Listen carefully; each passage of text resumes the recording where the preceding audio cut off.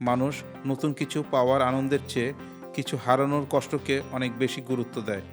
সহজ করে বললে, আপনার ১,০০০ টাকা হারালে যতটা না খারাপ লাগবে, হঠাৎ ১,০০০ টাকা পেলে ঠিক ততটা ভালো লাগবে না।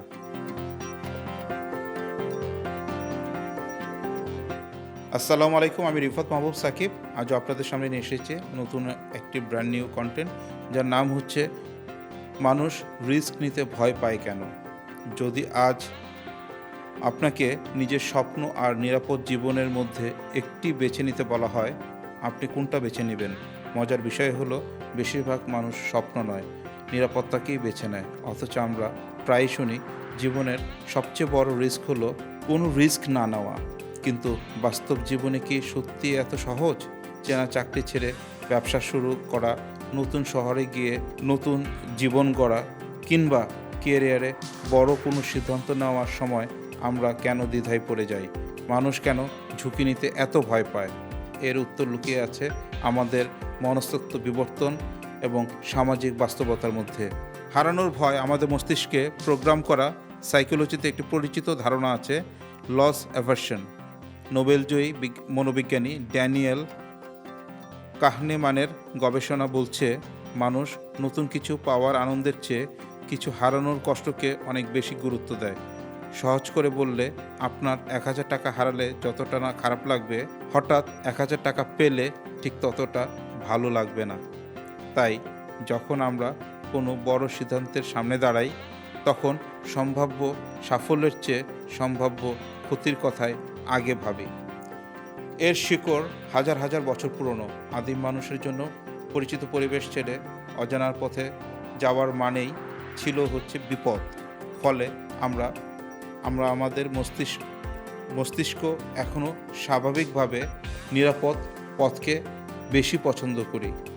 সমাজের অদৃশ্য চাপ, রিস্কের ভয় শুধু মনের ভিতরেই তৈরি হয় না, সমাজও এতে বড় ভূমিকা রাখে। ছোটবেলা থেকে আমাদের শেখানো হয়, ভালোভাবে পড়াশোনা করো, একটি স্থায়ী চাকরি খুঁজে নাও এবং নিরাপদ জীবন গড়ে তোলো। কিন্তু যখন কেউ পরিচিত পথের বাইরে গিয়ে নতুন কিছু করতে চায়, তখন প্রশ্ন আসতে শুরু করে, যদি ব্যর্থ হও, যদি সব হারিয়ে ফেলো। মানুষ স্বভাবতই সামাজিক প্রাণী। তাই অনেক সময় আমরা অর্থ হারানোর চেয়েও বেশি ভয় পাই মানুষের সমালোচনা, ব্যঙ্গ কিংবা বিচারকে। অনেক স্বপ্ন তাই ব্যর্থতার কারণে নয়, বরং ব্যর্থতার ভয়েই। সফল মানুষরা কিভাবে ঝুঁকি নেয়? তাহলে কি রিস্ক নেওয়া মানেই অন্ধকারে ঝাঁপ দেওয়া? একদমই না। সফল মানুষরা সাধারণত জুয়া খেলে না, তারা ক্যালকুলেটেড রিস্ক নেন।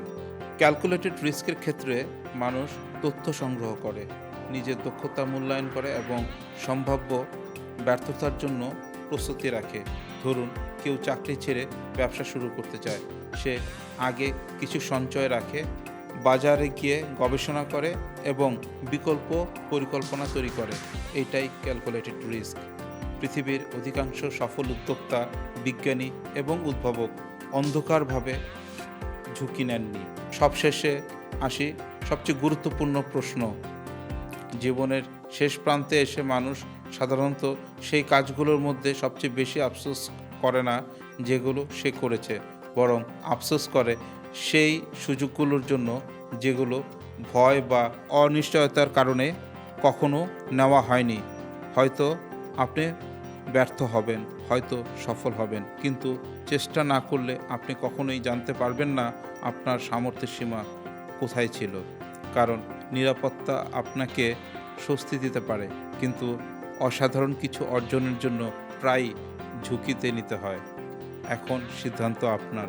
ভয়ের দেয়ালের আড়ালে নিরাপদ থাকবেন, নাকি নিজের উপর বিশ্বাস রেখে একটি ক্যালকুলেটেড রিস্ক নেবেন? আপনার জীবনের সবচেয়ে বড় রিস্ক নেওয়ার গল্প কী ছিল? কমেন্টে লিখে জানান। ভিডিওটি ভালো লাগলে লাইক, শেয়ার, সাবস্ক্রাইব করতে ভুলবেন না। ধন্যবাদ।